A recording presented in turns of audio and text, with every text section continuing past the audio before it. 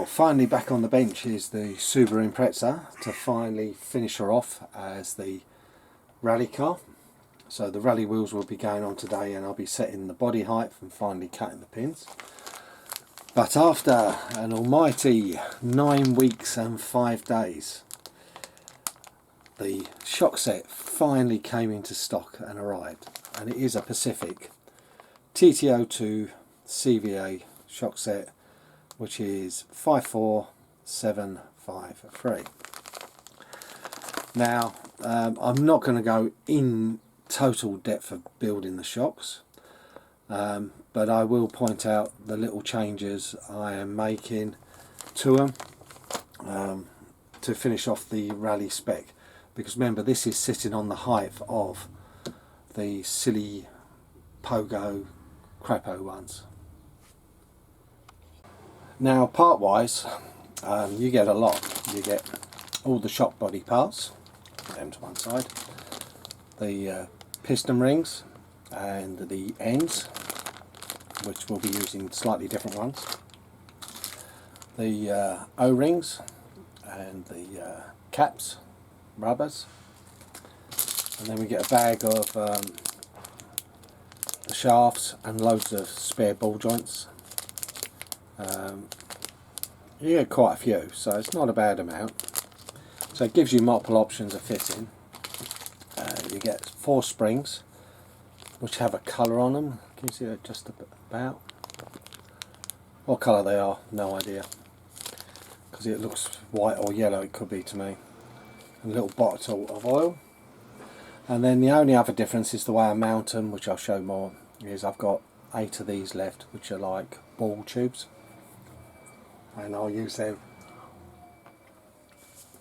And plus will be explained 4 2mm plastic spacers. Now, the first part I'm going to show you with the shock is with the O-ring. These are like the 3D printed ones I just knock out. Slip that onto a prepped shock shaft like so, and slide that up underneath, because we want to gain only 3mm, and with using part, better say the right number, V2,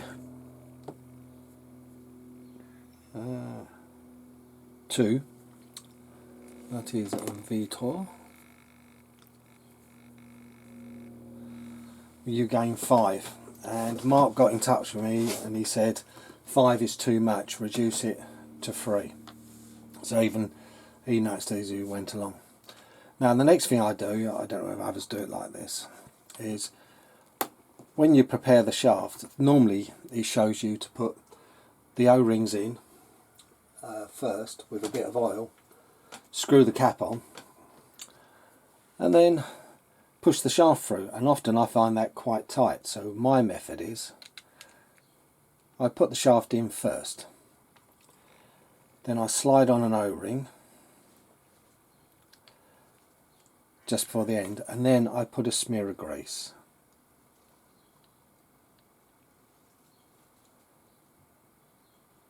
Not too much, just enough to help a little bit with the seals on these. And then you add the second O-ring on these ones, because there's no plastic spacers, like that.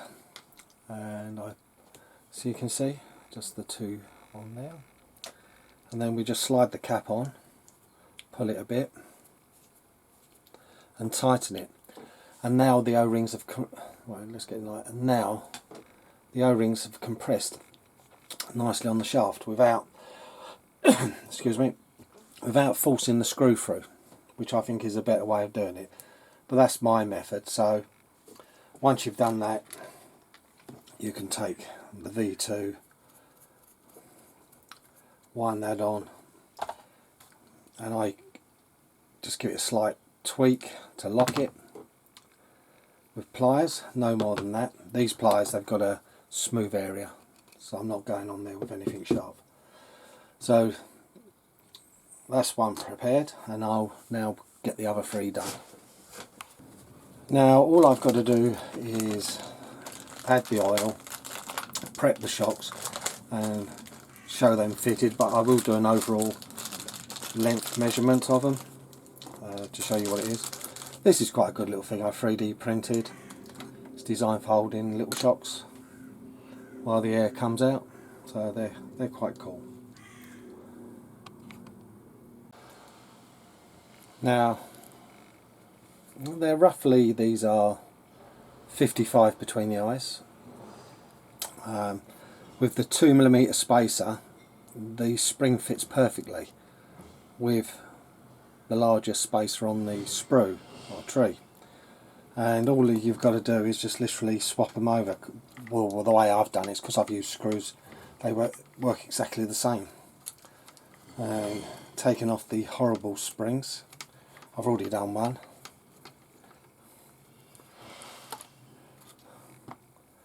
At least this will be finally a rally car.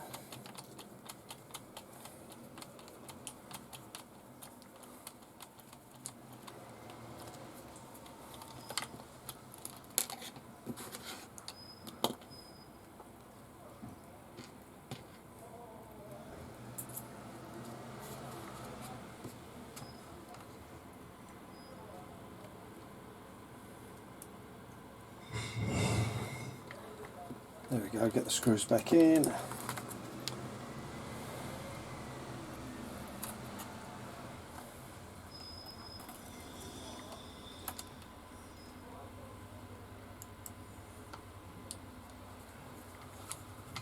And it does feel higher on the front. I can actually feel a difference.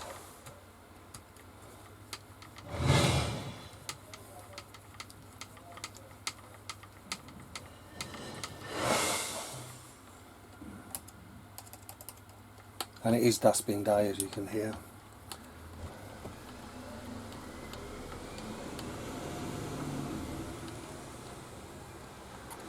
And that completes the front, but I'll do the rear off camera because it's just the same.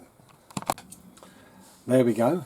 The chassis is sitting a lot higher. I'm going to measure the height. Let's see what we can get.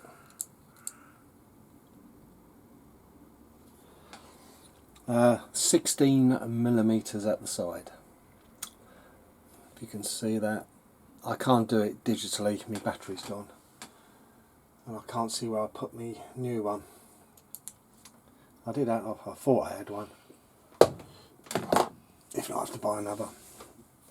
So that is quite good, 16mm clearance there. So now the body can go back on.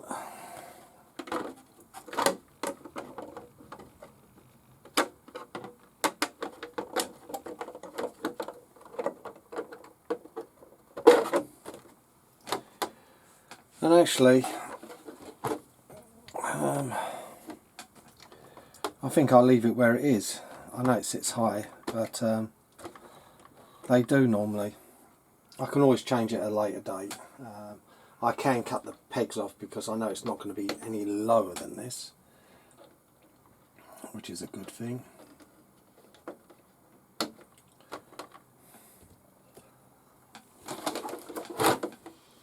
So if we put the pins in,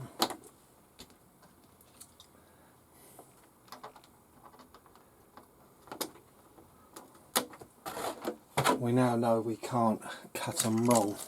So we literally cut across the hole.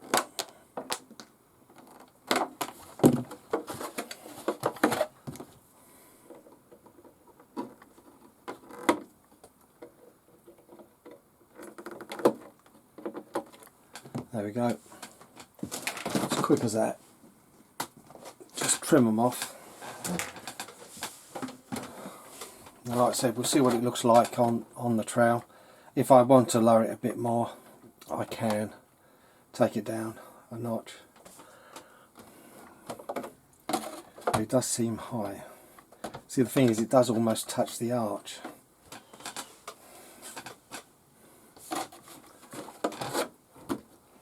I'll have to look what other ones look like and then make a decision from there. But finally, the Mark Bryant example. So the Mark Bryan inspired Subaru Impreza rally car on a TT02 chassis is done.